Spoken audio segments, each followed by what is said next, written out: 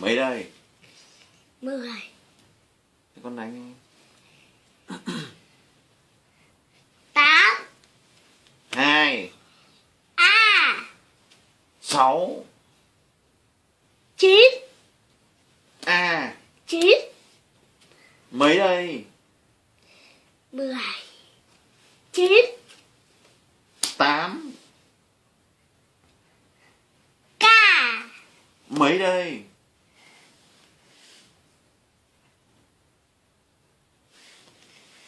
Đâu?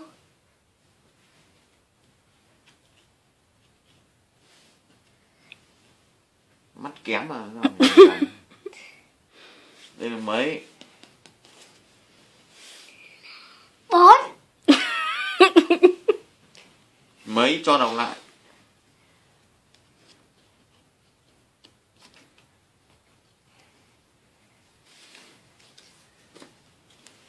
Mấy? Không biết là mấy à? Đây mới là 4 này. Thế đây là mấy? Đây là 4, đây là mấy?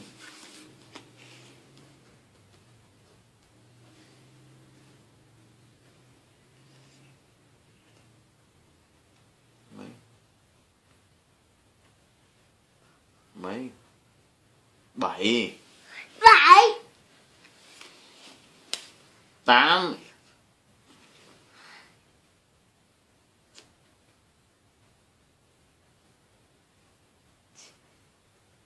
đọc to đi.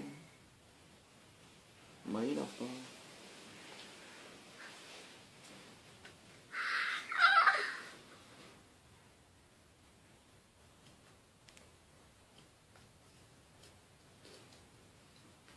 Bây giờ 6 còn không biết. 6. Thế đây là mấy? 10. Học được 10 thì quên đến số kia. Đây là mấy? Ây da. Hả? Đây mà. Đâu?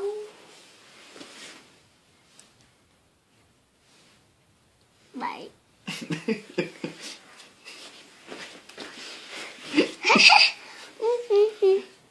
Thế đây là mấy? Đã. Quả. Quả. Thế đây là gì? Ui, bố đọc gì chứ? K. Có K này. Đổ dốt đây là gì này? Đâu? Đây là gì, còn đây là quả. Quả. Đây là mấy? Đánh con này mà. Đây là mấy?